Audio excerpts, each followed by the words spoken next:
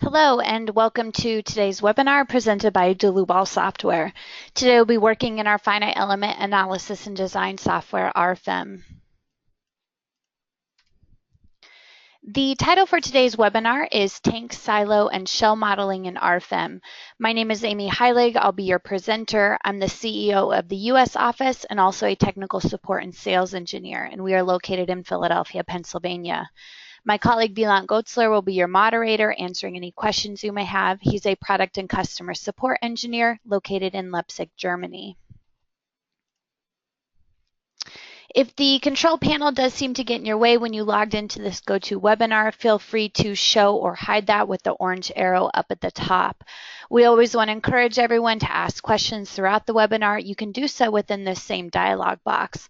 We'll do our best to get to all the questions, but if by chance we don't, I will certainly send you a follow-up email afterwards. So I quickly want to go through and explain the concept of our main program RFEM and the add-on modules, as well as what we'll be running through today within the next hour. So our main program RFEM is a finite element analysis program. This is where we'll be completely modeling our tank structure today. We can also integrate with BIM software such as AutoCAD, Revit, Tekla. We won't be doing this today, but there is that capability.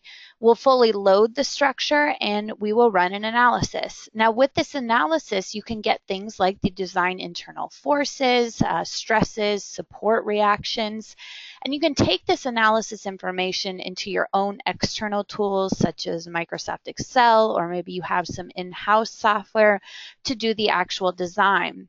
Now, in turn, you can also utilize our add-on modules within RFEM to do the design as well. So for example, today we'll be working in RF-STEEL surfaces. This will provide us with a steel surface stress and serviceability limit state design. Now this is for our 2D surface shell elements that comprise our silo structure. We will also utilize RF-STEEL AISC. This will provide us with the member ultimate and serviceability design per the AISC standard. And lastly, we will get into RF stability, and this will provide us with an eigenvalue analysis of our structure and provide us the different buckling modes under the applied load cases. So with that said, we can jump into RFEM. The first thing that we want to do when we launch a new file in RFEM is to give it a model name. And the type of model will be 3D.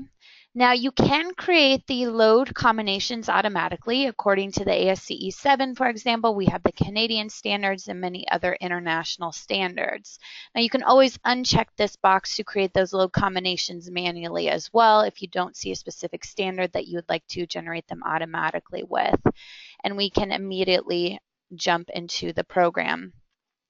So you can see here that we have our graphical interface window right here in the center. We have our tables to work with down here at the bottom. This will control all of our input data. Some engineers prefer to work with these tables, which we do have an import and export button directly to Microsoft Excel. Once we run an analysis, all of our results will be available in table format as well. We have our tools to work with up here at the top, and we also have our project navigator on the left. Now with the project navigator and specifically the data tab down at the bottom, well, this is going to provide us with all of our input data that we're going to see graphically here. You scroll down and you will see the long list of the add-on modules that we have available for design purposes or a little bit more advanced analysis. The display tab is going to control everything that we're viewing. So it's not going to have anything to do with the input data of the model itself, but rather how we're viewing maybe our results or what we want to show or hide within this graphical view.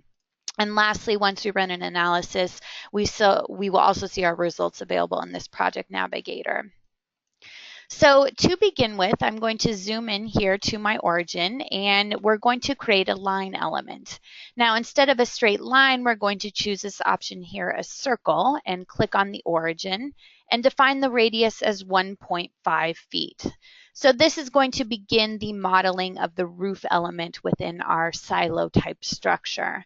I'm going to highlight this line element and we're going to use the move copy tool. We're not going to make any copies, but we're just simply going to move this in the 1.75 foot Z direction, the global Z direction. So going back to my line element, we're going to choose a straight line here. And this is where we can easily snap to that circle we just created, and we'll snap to a point down here on our drawing grid.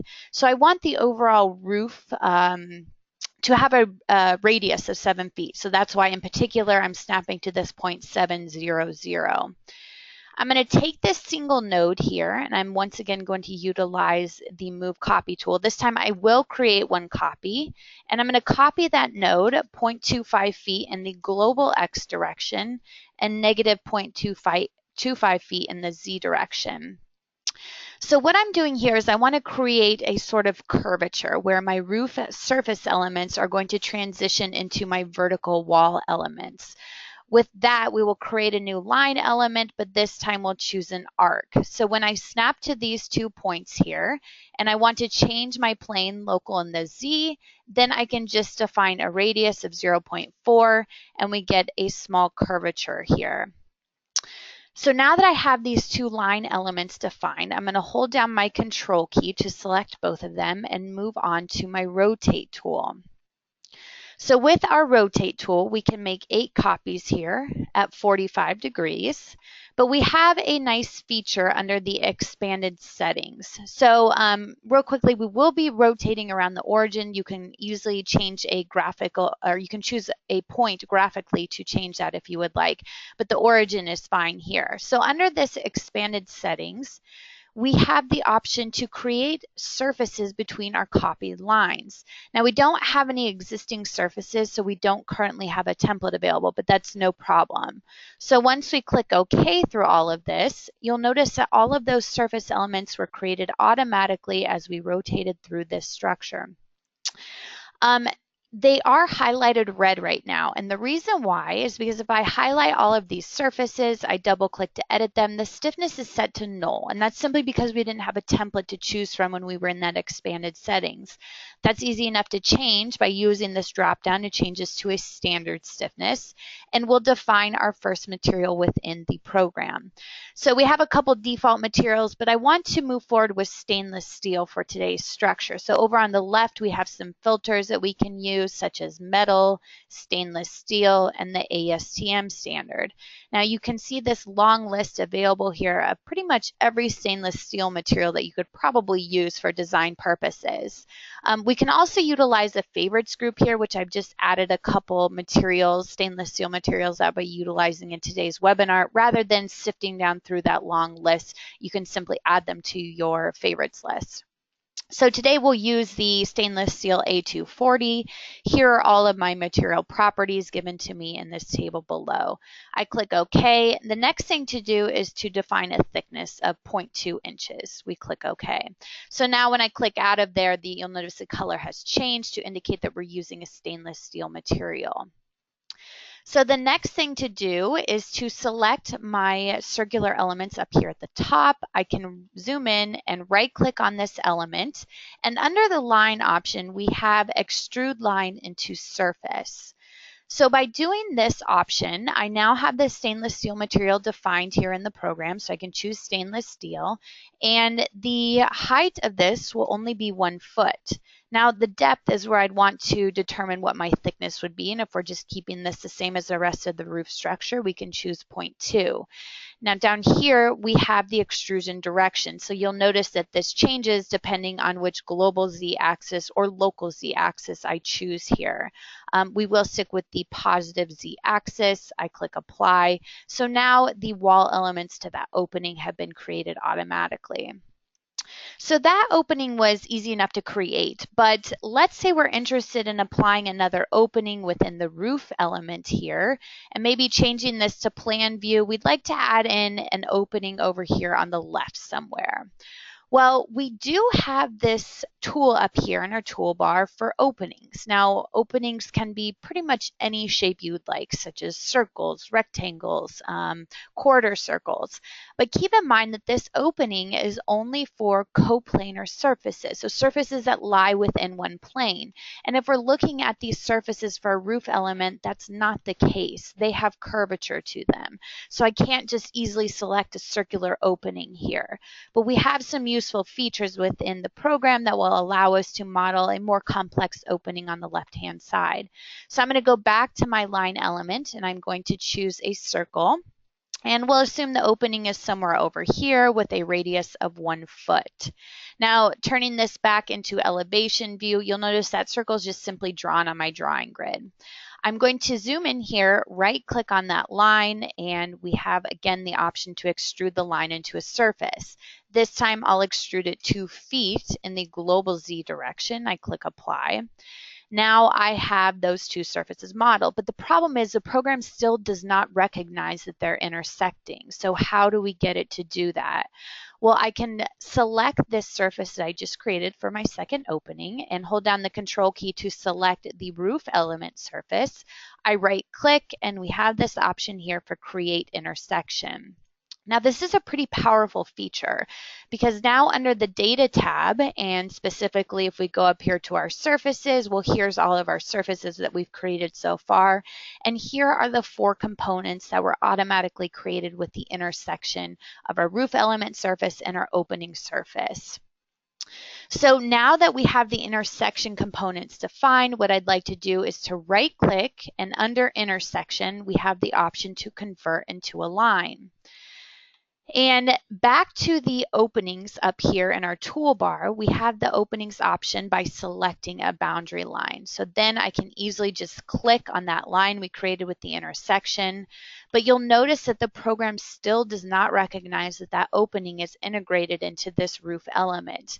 Well, I can do so by double clicking on the roof element, and under the Integrated tab, you have the option here to integrate openings within a surface by simply selecting it graphically. So I select that opening, I click OK. The program asks me it doesn't lie within the surface. Do I want to continue? Yes. And now you'll notice that that opening now exists. So we're almost done there, but we probably want to get rid of the surface elements below the opening. Well, that's easy enough to do. The first thing I want to do is to select my original surface here. I can click Delete, but you'll notice the boundary lines still remain. Turning this into wireframe view, I'm going to zoom in here, and we have a tool called Connect Lines or Members. And let me turn off my grid to make this a little bit more clear. So using the Connect Lines or Members tool, I can drag across that opening, and all that did was split this line into 2. So now I can select everything below the opening and delete it. So we'd like to go ahead and model that surface back in, what we originally deleted. Now, again, we have this option up here to create many different surface shapes, but these are for coplanar surfaces. This is certainly not a surface that lies within one plane. So for that, we can use the option for a quadrangle. Up pops my dialog box to define my stainless steel material. My thickness remembers my settings from last time is 0.2. I click OK. All I need to do is to click a single point. The program recognizes all of the boundary lines, and turning this back into a rendered view, we can see here that that second opening was modeled. So that really entails everything for the roof element. So let's move on to the body of our silo structure. I'm going to select this circular element, these lines down here at the bottom, and what we've already seen before, right click, under line, we can extrude the line into a surface. This time we're going to choose something much higher at 38 feet. And I do want to increase the thickness here to something more like 0.32 inches. We probably have a lot of pressure from whatever we're filling this silo structure with. So we want to increase the thickness here. Now, again, you can choose the directions that you would like to extrude this, and it makes the most sense in our scenario to extrude this in the negative global Z direction. I hit apply, and I can exit out of here. So now a bulk majority of this silo structure has been created.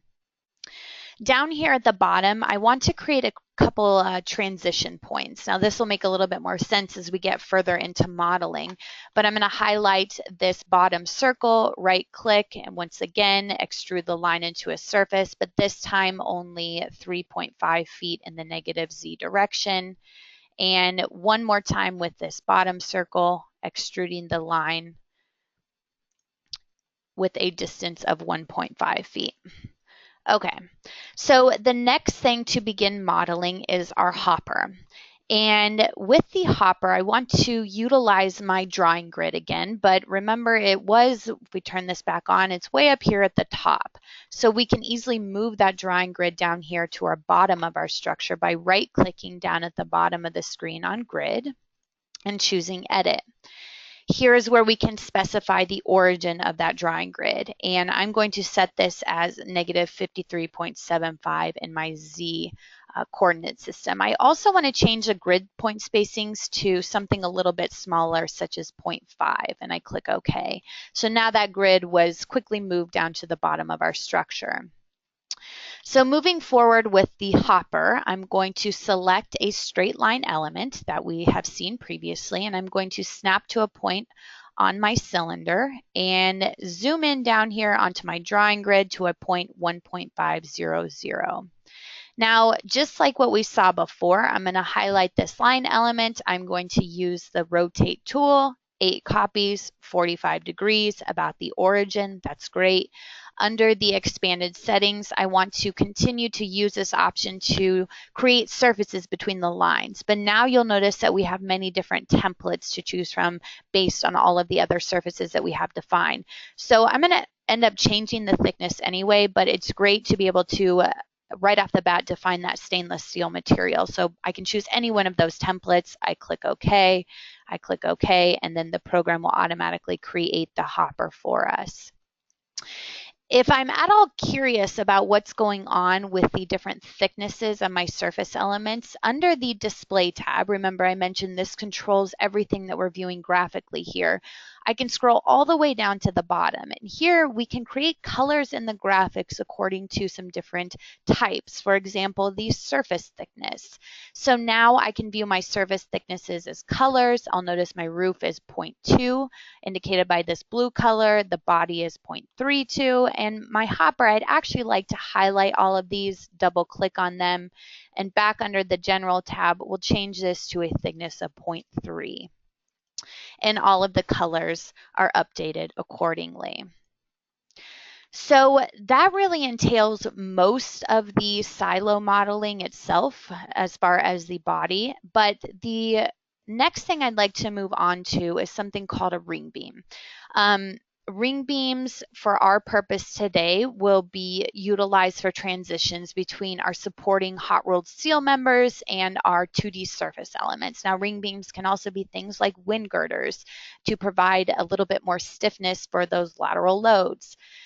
And you'll notice I highlighted these two circular elements at the middle point here and at the bottom. And I'm going to go up to my toolbar to create a visibility by selected objects. Now, if I zoom in here, I'm going to select this entire circle. I'm going to right click, and under the line option, we can set a parallel line. With the parallel line, we set an offset distance of 0.25 feet, for example, and we can set that according to the local y-axis of the line. So we can do that in either the negative direction, or in our case, we'll choose the positive Y direction. I click apply, and just like something you would see in AutoCAD, we've offset that line by 0.25 feet. The next thing to do then would be to draw a straight line element, and just choosing a straight line from our options here, we will choose to create small little straight segments on the left side of this ring beam and on the right side. I'm going to use this option to break apart those lines again by connect lines or members and just drag that over my straight line segments. And the reason for this is because I'm going to move forward by now defining a surface with this drop-down box here by selecting my boundary lines. This ring beam is in one plane, so that's easy enough to use one of these options, select the boundary lines. I'm going to increase the thickness quite a bit to 1 inch here. We're still utilizing this stainless steel material. I click OK, and now the program will allow me to easily select the boundary lines on the front side of our surface here to create half this ring beam. And you can see the first half was created. Now we'll do the same thing on the rear side of the structure just by moving around and selecting these boundary elements. The program will create the second half of the ring beam.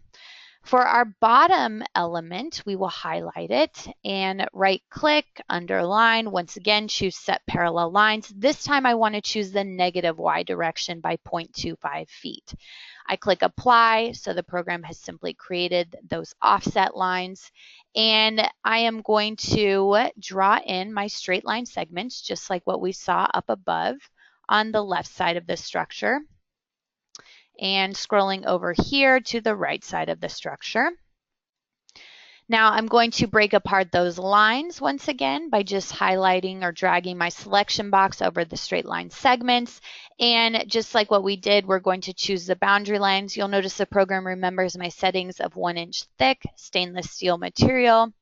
I click OK, and then I am going to choose the boundary lines for the front side of my structure. And the program will automatically create the first half of that ring beam, and we do the same thing on the back side.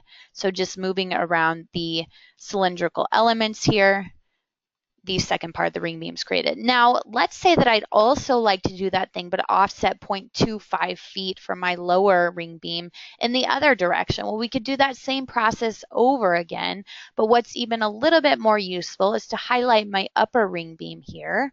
I can zoom in, hold down my control key, pick a particular point, and drag and drop. So the drag and drop feature is extremely useful if you're just wanting to make a quick copy. So you just hold down your control key and move it. Now the program's smart enough to recognize overlapping lines and nodes and will merge everything together for us. So now these surfaces will mesh together and we'll have full force fixity between both of them. So if we cancel out of this visibility mode, we are essentially done modeling our silo structure in terms of the 3D or the 2D elements. Now we want to move on to our supporting hot rolled steel members. For this, I will jump into my new single member and we'll open up our cross-section library, and up pops a bunch of cross-section profiles. So for today, we'll specifically be in this rolled section and the circular hollow sections. Now over on the left, again, I have my filters according to the various standards. We will choose the AISC 2014. And for my columns, I'm going to choose the pipes extra strong with a 10-inch diameter. We do need to add in a new material here. So I go back to my material database and I can activate my favorites group where I've already added this steel A53 grade B. Now again, you can use the filters over on the left that we've seen before. I click OK, and now I'm ready to begin modeling my column elements. Now we could utilize our drawing grid here and snap from 2 points, change the plane, but I want to show you guys some useful features again today that make our lives a little bit easier. For example, we can just easily specify the length and direction of this column as 8 feet for the length, perpendicular to the work plane in the negative direction.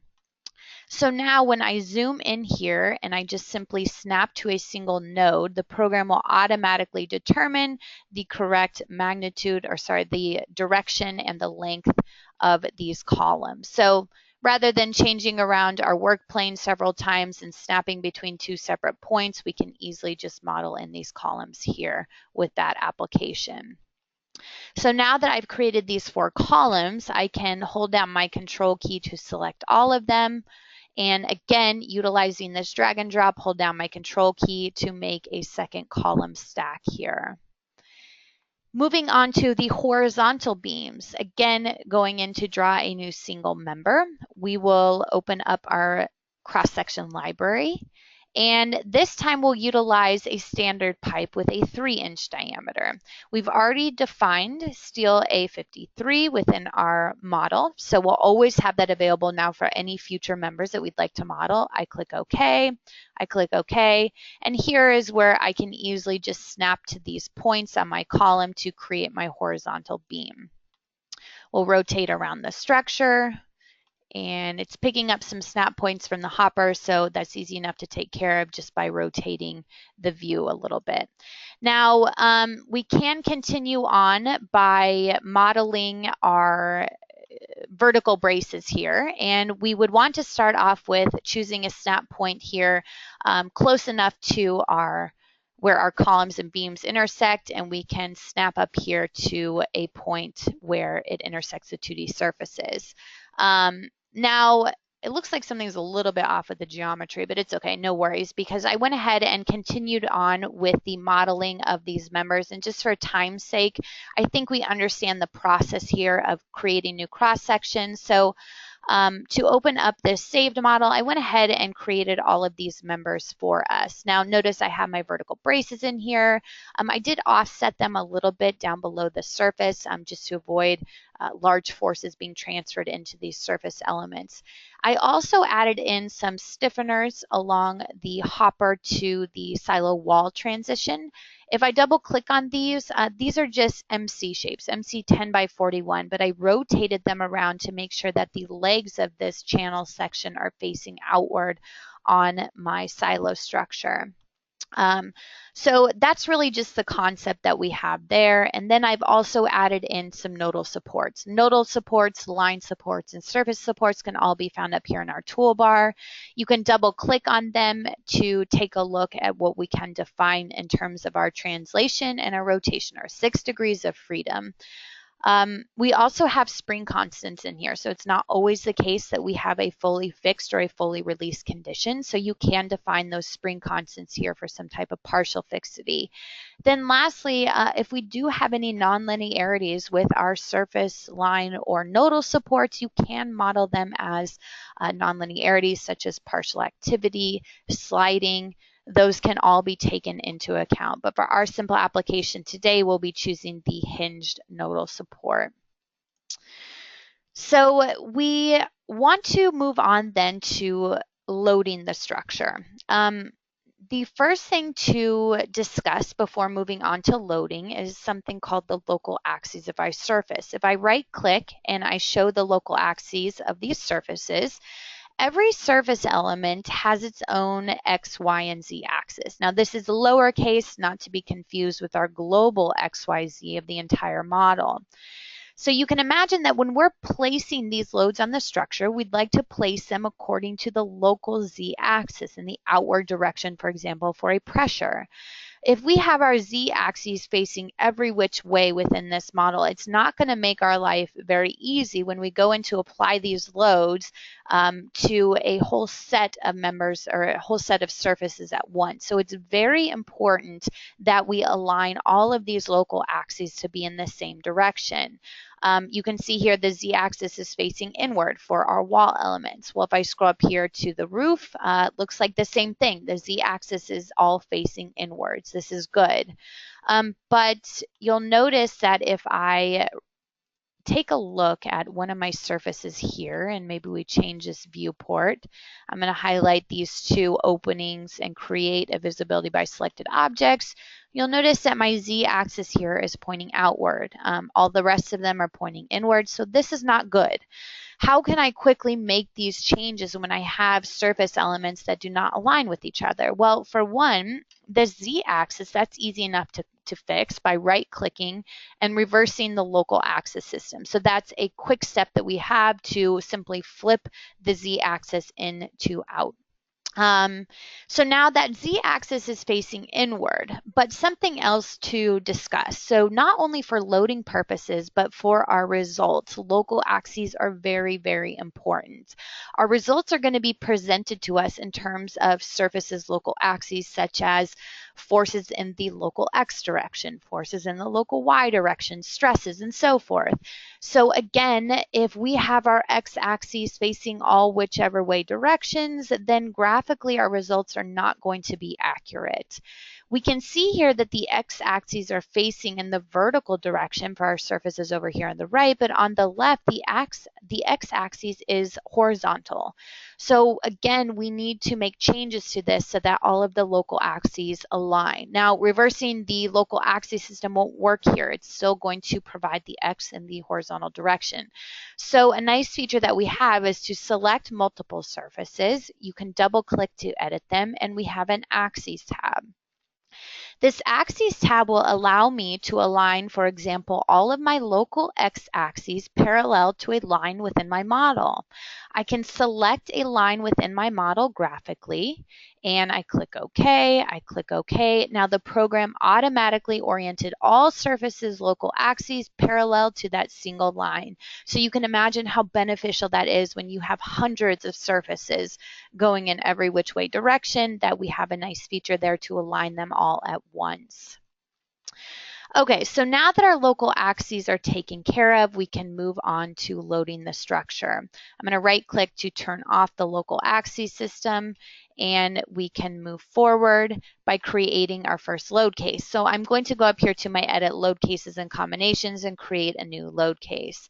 Now for today's example, the loads are going to be very, very simple. It's just for the sake of time to give you an idea of what exactly we can do in terms of the loading, but very brief. I won't even apply external loads such as wind or seismic today.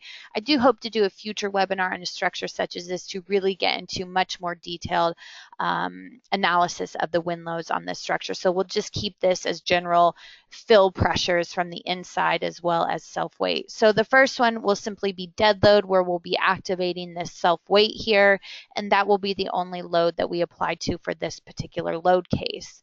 I create a second load case, and this one's going to be my pressure created from the fill inside, and we'll call this one horizontal pressure. So it's going to be normal to our surfaces.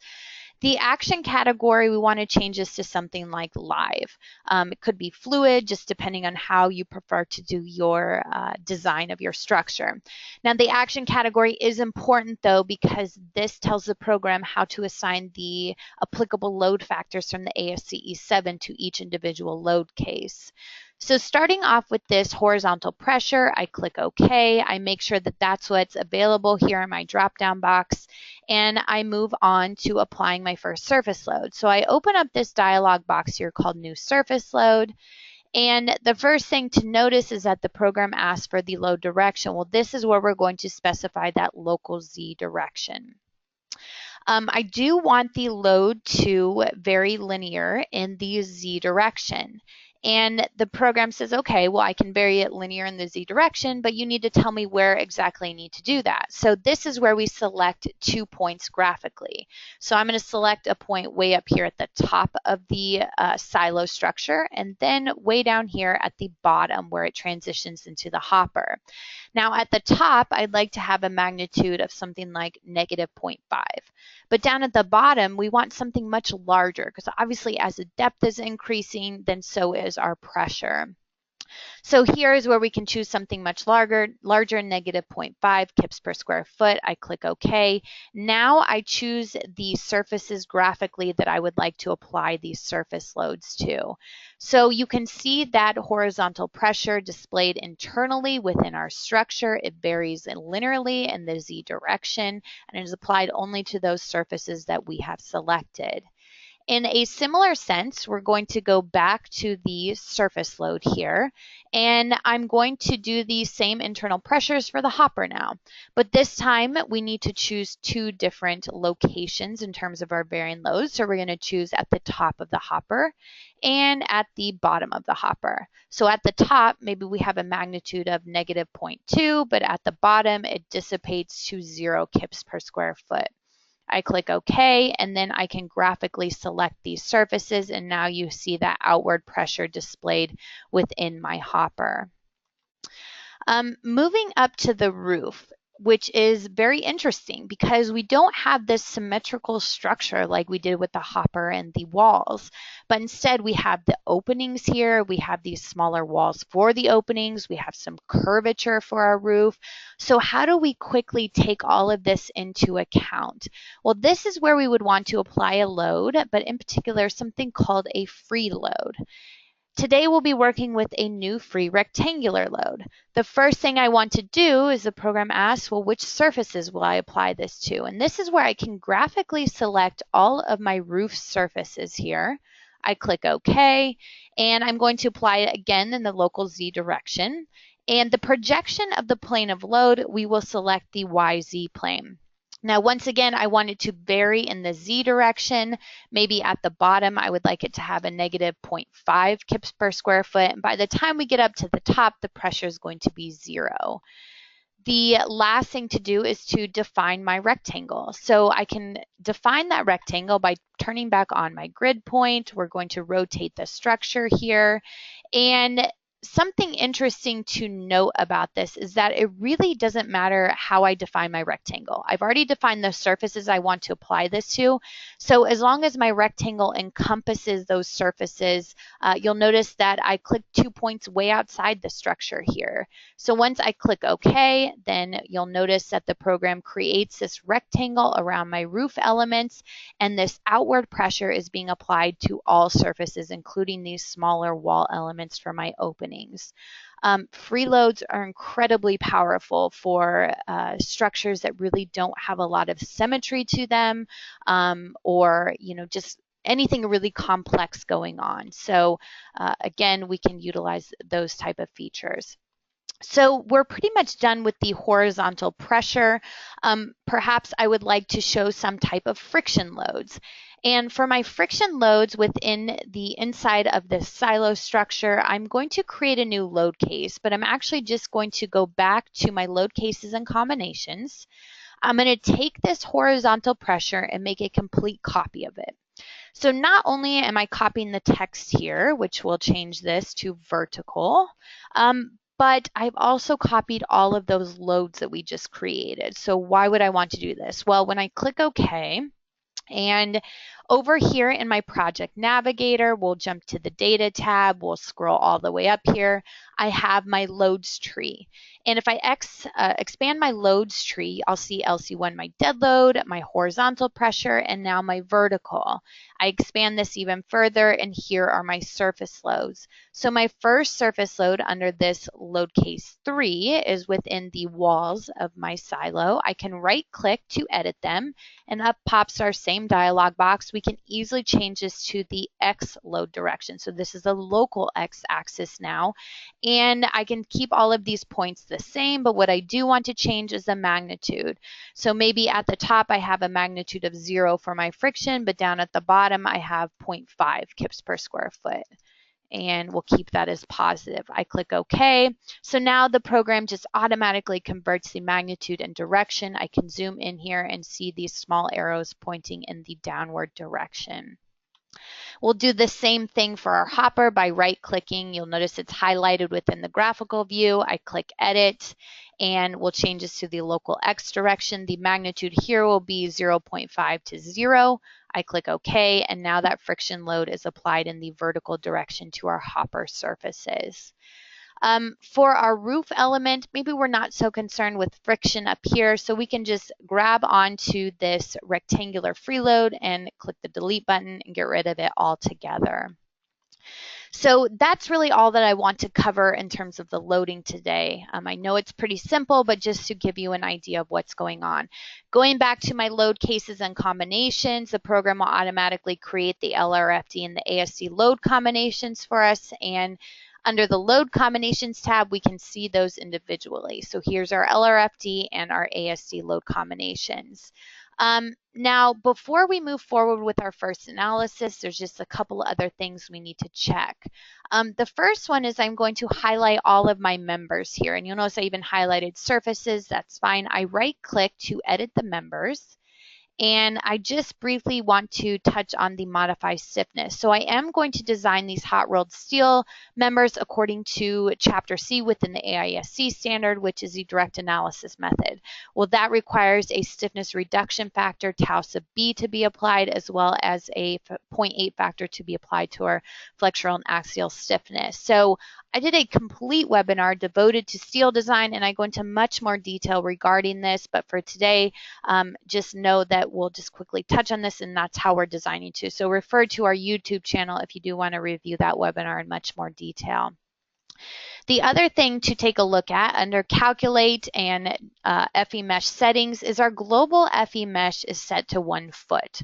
So if I click this option, regenerate FE mesh, I click OK, the program will automatically generate our FE mesh for us. So we never have to worry about tying it into lines, to members. Everything is generated for us based on that FE mesh setting of 1 foot.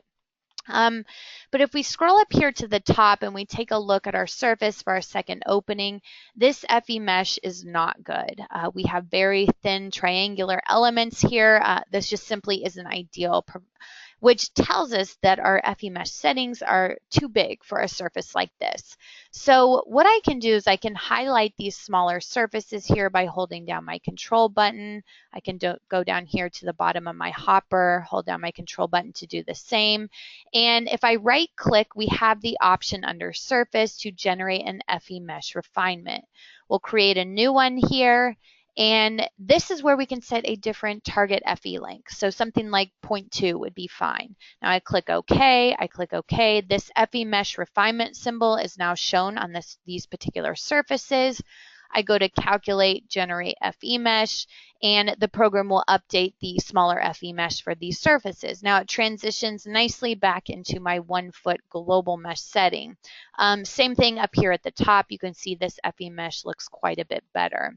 Now I also added FE mesh refinements about my nodes here, where I have these channel sections framing into my 2D surface element. So that's about that single node right there. If I double click on this, I can take a look at just purely where you define a radius about a node and the FE length on the inner versus the outer of the circular sphere element.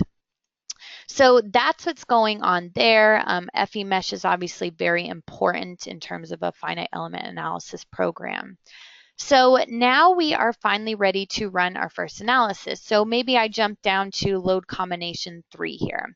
And all of my loads are shown with the applicable load factors, and we can begin our first analysis. The program asks, should I go ahead and begin the calculation? Yes.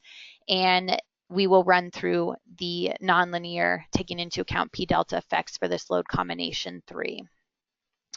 So after this, we can turn off our loads. Our results are displayed within the project navigator, as I mentioned before. Here's where we can take a look at the various deflections, for example, of the structure. We can also take a look at members. For example, maybe we're interested in the axial forces here of our steel columns. And lastly, we're probably interested in our surfaces as well. So our surfaces, as you'll notice, we can view the basic internal forces, again, according to the local axes. That's why I mentioned that's so important. But we also want to take a look at our stresses. So here you can see our long list of stresses available for our surfaces, whether that's shear stresses, normal stresses, principal. Most important is probably von Mises. So when I turn on my von Mises stresses, you'll notice that it looks like we have some hot spots here. So this really is probably a singularity issue. You know, we have very high stress concentrations about this single node. It looks like the stresses are at 53.28 KSI. But there's something very important that I want to point out in terms of viewing your results graphically. Back under the Display tab, and if we scroll up to our results, we expand out the surfaces tree, and we have this option for distribution of internal forces and stresses. Well, the default is continuous within surfaces. So this means that the program is using a nice smoothing algorithm to tie all of these internal stresses together for our FE elements so that we have a nice pretty picture to display here in terms of our contours. Now, this is nice maybe for viewing purposes, but what we would rather change this to is constant on elements. So now you'll notice things don't really flow together quite nicely, but what's happening if I zoom in is that each FE element has its own value. Then we're basing the contour colors on each individual FE element rather than trying to average them all together with the smoothing algorithm. You'll take a notice too that my stress went down from 58 KSI now down to 34. So you can see how this is incredibly important for how you're viewing your results. You may be over designing something if you're not viewing it correctly within any finite element software. So now that we have displayed our stresses here, the last thing I just want to mention in terms of viewing our analysis is, of course, something like our support reactions, if we wanted to do a further foundation design. And again, everything is available within our table format here.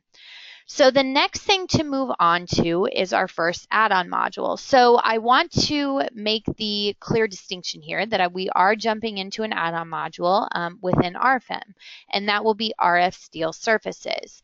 So this is the add-on module. It's nothing more than a dialog box. All of our information, loads, load combinations, materials, cross-sections are all brought into these add-on modules. So I never have to redefine any of that information.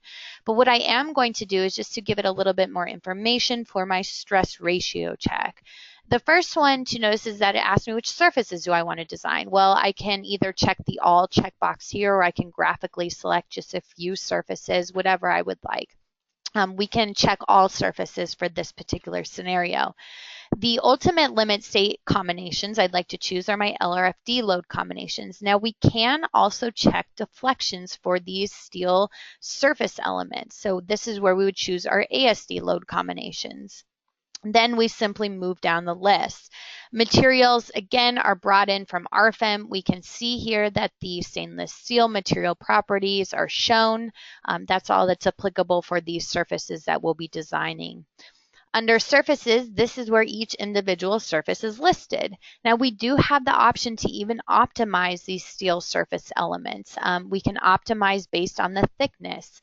So if I choose one of the optimized checkboxes here, you just give it a range between the minimum and maximum thickness and the increment that you would like it to go by. So we'll maximize or optimize based on our stress ratio. Serviceability data. Well, this is where I can graphically select all of my surfaces here, and I click OK. Now the reference length is going to be the most conservative value. So it's going to take one of the sides of the surfaces and use the most conservative value, which in our case are these long surface elements, which are 38 feet. Ideally, we'd probably define, I don't know, maybe the roof surfaces separately, the walls separately, the hopper separately, which you can do so in each individual line here. But for us, we'll just move forward with a reference length of 38 feet. So the question is, what are we comparing our serviceability deflections to? Well, under the Details tab and Serviceability, here is our limiting deflection ratio. So you'll notice there are three options here. Don't think too much into this, just pay careful attention to the characteristic. Now, the reason why we have all three is under the General Data tab. You can switch, but this is all based on the characteristic frequent quasi-permanent based on the Eurocode. So for us, we're just sticking with characteristic, which is why under the Details setting, we're only concerned then with this deflection ratio. So you as the user can control the L over 300, L over 360, whatever you would like to choose that for simply supported and for cantilevers. Under the Options tab, just like what we talked about in RFEM, we have this exact same option here within RF-STEEL surfaces. Do we want our stresses brought in from RFEM as constant on elements or continuous within surfaces? We want to choose the constant on elements here. This is a more accurate application for designing our stress ratio for our particular case. So we click OK, and we can begin our first calculation. Now, keep in mind that I didn't solve for all my load cases and load combinations back in RFEM. So that's what the program's doing now. I went back into RFEM. It's solving for the three individual load cases and all of my load combinations. It's bringing those stresses into this add-on module and comparing it to our capacity stresses simply based on our stainless steel material. And after these results are ran, then we'll be presented with our stress check. So now our results are available in table format here. We can view the stresses by load case, for example, the stresses by material, or the stresses by surface. What's a very useful feature is you'll notice that as I'm scrolling through this table, the program will automatically sync it in the background here to show me exactly which surface I'm looking at. This big red arrow is showing me where the internal force or the internal stress is controlling. And the load combination is automatically updating within RFEM itself. So you can imagine that's very user-friendly for a huge model where you kind of want to understand where these high stresses are coming from.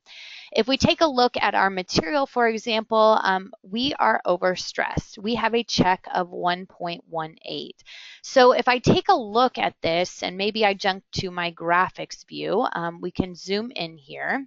Now, keep in mind, I'm still in the RF-STEEL Surfaces add-on module. I am viewing my results graphically within RFEM, but technically we're still in that add-on module because you can see the RF-STEEL surfaces. So now in my results, it should look slightly different.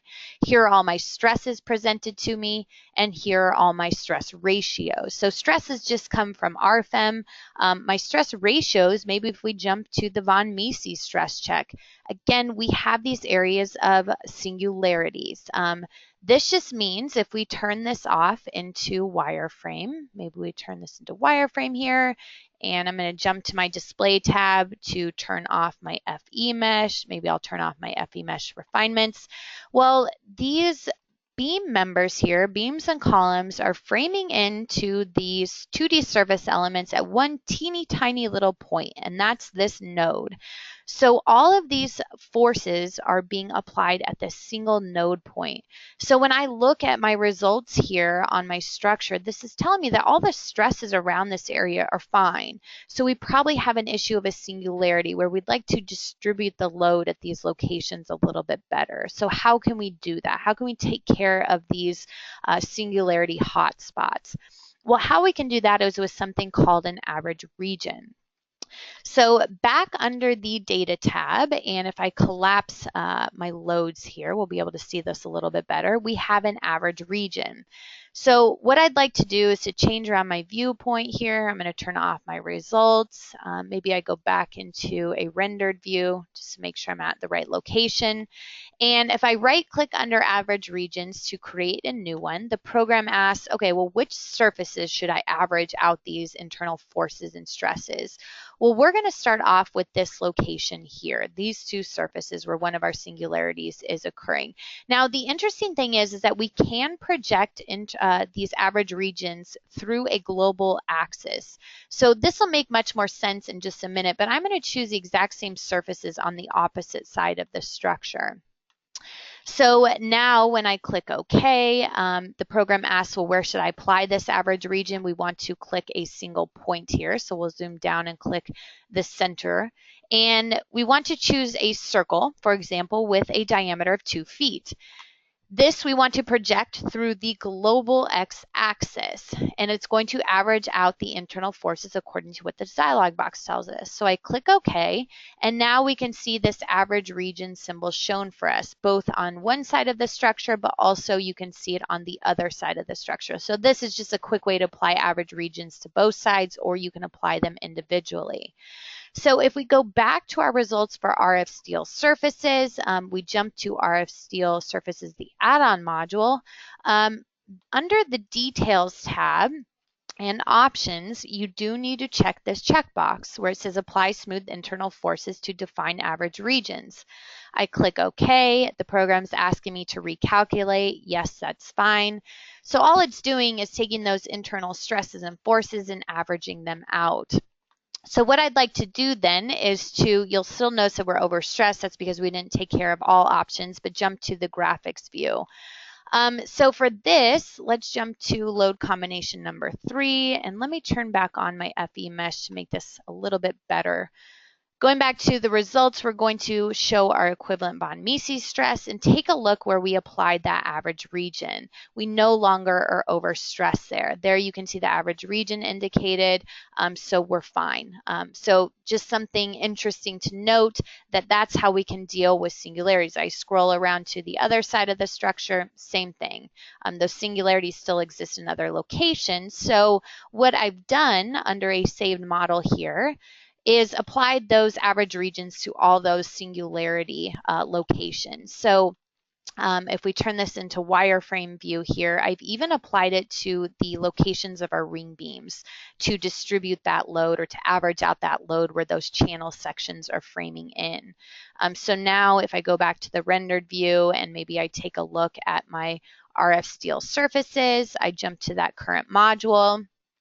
Now we'll see our code check is at 0.92. So I didn't touch anything to do with adding more members, increasing the thickness. All I did was simply average out those singularity spots. So that's a nice feature that we have to not overly design this structure. Displacements, moving down there, these are just our deflection checks. We're at 0.2. So deflection is obviously not an issue within the model. The parts list is a material takeoff.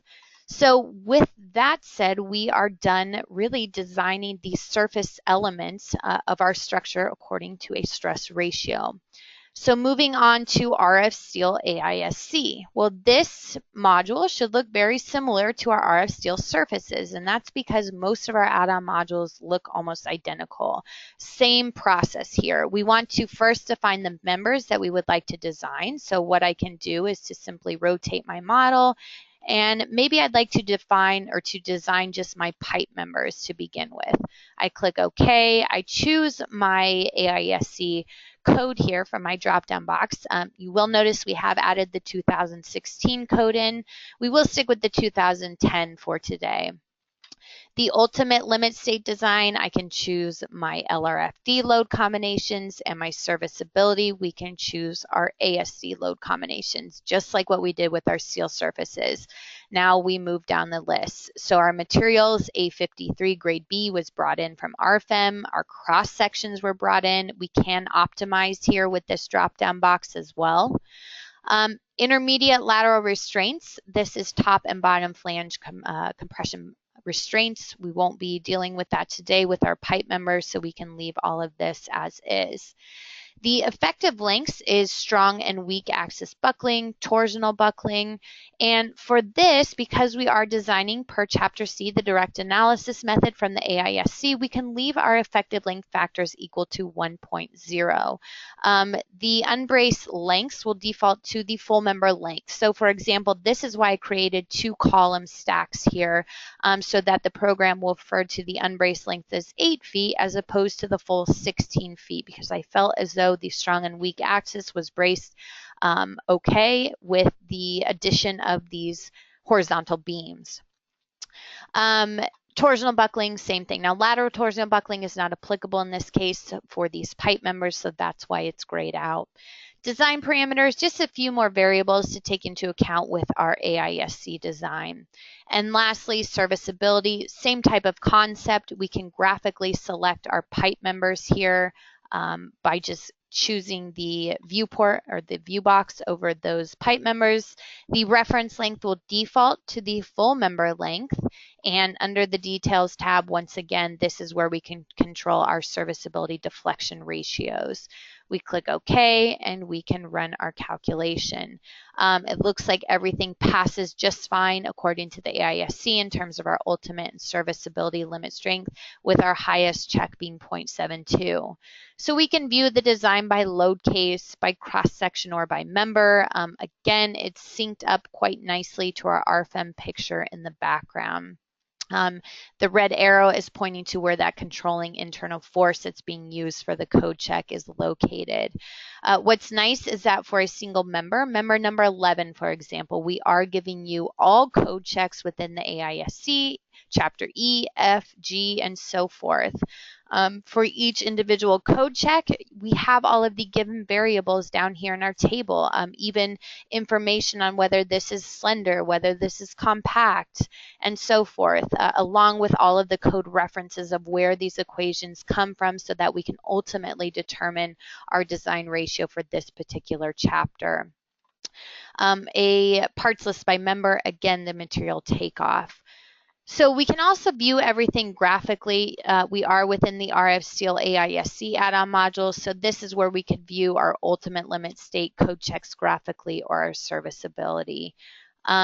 Realistically, I know I flew through that, and the point being that I do have a previous webinar, once again, as I mentioned, dedicated to only AISC design, where I go into much more detail. But it's nice to know that you can design an entire industrial structure within one model. So you can design these steel elements according to a stress ratio, but we can also get design of members per the AISC, for concrete ACI, if we ever have any aluminum members, and so forth. So the final add-on module I want to touch on is RF stability. RF stability, if we launch this, once again, just a typical dialog box. This one looks a little bit different. Here is where we're going to run an eigenvalue analysis for our structure. And what this eigenvalue analysis is going to tell us is the various buckling mode shapes for our structure. Now, whether that's related to the members or even the steel plates. So the default here is 4 eigenvectors to be solved for, but we can quickly change this to 10, for example. Now, the next thing to define are the load cases or load combinations to import in to be used for this eigenvalue analysis. You'll see here our load cases and combinations are listed. Now, something like our load case 2 with our horizontal pressure, this is not ideal. And the reason why is because a horizontal pressure is going to place a lot of tension on our surface elements. Well, tension doesn't necessarily lead to a lot of different buckling mode shapes for our structure. So what would be more ideal is axial load. So something like our vertical pressure, for example, would be more useful for our eigenvalue analysis for buckling. Now, the rest of these options, I'm going to leave them as default and I won't get into them today. You can always click this little help button in the lower left-hand corner to bring you to our manual that will explain a lot of these checkboxes and options in quite a bit more detail. We will run an eigenvalue analysis according to the method by Lankos, and we can click calculate to run that calculation. Now, I already have this saved here because it does take just a second to run, not too long, but for the sake of time today, because we are at the end of the webinar, I have already solved for it. So here we will open up back our RF stability add-on module, and this will pull up our results tables.